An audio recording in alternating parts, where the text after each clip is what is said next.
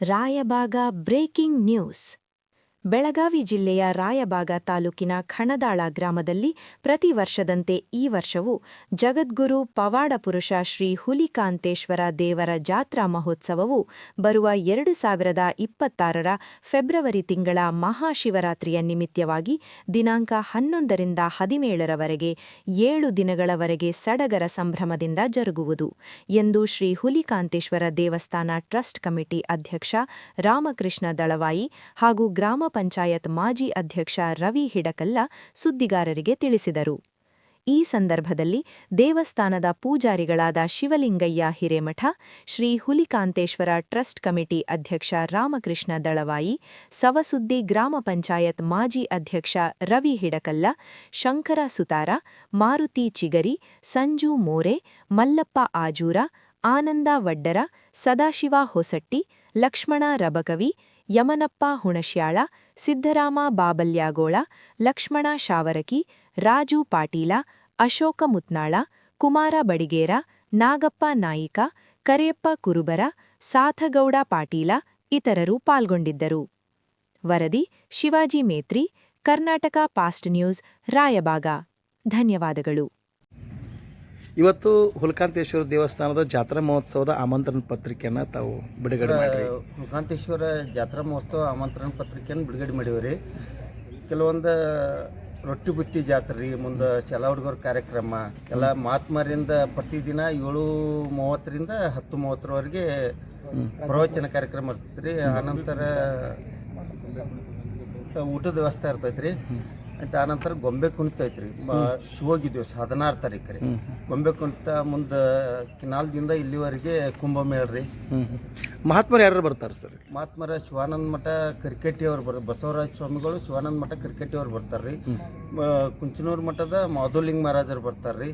ಮುಂದೆ ಅಕ್ಕಮಾದೇವಿ ತಾಯಿಯವರು ಉಮ್ರಾಣಿಯವರು ಬರ್ತಾರೆ ರೀ. ಶಿವಪ್ರಸಾದ್ ಸ್ವಾಮೀಜಿಗಳು ಮೈಗೂರು ಅವರು ಬರ್ತಾರೆ ರೀ. ಮುಂದೆ ಶಿವಗೌಡ ಶರಣರು ಅವರು ಬಸವನ ಸಂಗೋಳಿ ಅವರು ಬರ್ತಾರೆ ರೀ. ನಮ್ಮೂರಿನ ಸ್ವಾಮಿಗಳ್ರಿ ಶಿವಲಿಂಗಯ್ಯ ಸ್ವಾಮಿಗಳು ಅವರು ಇರ್ತಾರೆ ರೀ. ಮುಂದೆ ಸೋಮಲಿಂಗ ಶಾಸ್ತ್ರಿಗಳು ಅವರು ಬರ್ತಾರೆ. ಇವರೆಲ್ಲ ಪ್ರವಚನ ಎಲ್ಲ ಬರ್ತಾರೆ ರೀ. ಸಂಜೆ 7ರಿಂದ 10:30 ಮಟ್ಟ ಇರ್ತೈತಿ. ಅವನು ಏನಿಲ್ರಿ, ರಾಜಕೀಯ ವ್ಯಕ್ತಿಗೆ ಬಂದ ಬರ್ತಾರೆ ರೀ. ಎಲ್ಲ ಬಂದು ಇದನ್ನು ಮಾಡ್ತಾರೆ, ಆಶೀರ್ವಾದ ತಗೊಂಡು ಎಲ್ಲರೂ ಬರ್ತಾರೆ ರೀ. ತಮ್ಮ ಹೆಸರೇನ್ರಿ? ತಾವೇನಿದ್ರಿ? ರಾಮಕೃಷ್ಣ ವಸಂತ ದಳವಾಯಿ ರೀ, ಹುಲಿಕಾಂತೇಶ್ವರ ಟ್ರಸ್ಟ್ ಕಮಿಟಿ ಅಧ್ಯಕ್ಷರು. ಶ್ರೀ ಜಗದ್ಗುರು ಶ್ರೀ ಹುಲಿಕಾಂತೇಶ್ವರ ಮಹಾಶಿವರಾತ್ರಿ ನಿಮಿತ್ತವಾಗಿ ಪ್ರತಿ ವರ್ಷದಂತೆ 1 ತಿಂಗಳು ಮುಂಚಿತವಾಗಿ ನಾವು ಜಾಹೀರಾತುಗಳನ್ನ ಪ್ರಿಂಟ್ ಹಾಕಿ ಭಕ್ತಾದಿಗಳಿಗೆ ಮುಗಿಸೋ ವ್ಯವಸ್ಥೆ ಮಾಡ್ತಿರ್ತೀವಿ ರೀ. ಪ್ರತಿ ವರ್ಷದಂತೆ ಈ ವರ್ಷವೂ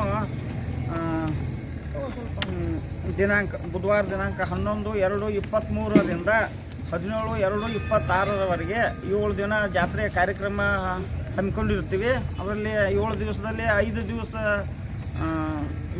ಸ್ವಾಮಿಗಳಿಂದ ಪ್ರವಚನ ಕಾರ್ಯಕ್ರಮ, ನಿಜಗುಣಿ, ಕೈವಲ್ಯ ಪದ್ಧತಿ, ನೀತಿ ಕ್ರಿಯಾ ಯೋಜನೆ ವಿಷಯವಾಗಿ ಬಂದಂಥ ಮಹಾಪುರುಷರು ಸತತವಾಗಿ 5 ದಿನಗಳವರೆಗೆ ಪ್ರವಚನ ಕಾರ್ಯಕ್ರಮ ಇರ್ತದೆ. ಹಾಗೂ ಬೆಳಿಗ್ಗೆ ಅನ್ನ ಪ್ರಸಾದದ ವ್ಯವಸ್ಥೆ ಇರುತ್ತದೆ, ಸಾಯಂಕಾಲ ಅನ್ನ ಪ್ರಸಾದದ ವ್ಯವಸ್ಥೆ ಇರುತ್ತದೆ. ಮತ್ತು ಜಾತ್ರೆ ಕಾರ್ಯಕ್ರಮದ ವಿಶೇಷವಾಗಿ ಮತ್ತೇನೇನು ಕಾರ್ಯಕ್ರಮ ಹಮ್ಮಿಕೊಳ್ಳಿ ಏನಂದ್ರೆ ಕೆಲವೊಂದು ವಿವಿಧ ಸರ್ತಿಗಳನ್ನು ಹಮ್ಮಿಕೊಂಡಿರುತ್ತೇವೆ. ಹಾಗೂ ಕಬಡ್ಡಿನೂ ಇರ್ತೈತೆ ರೀ.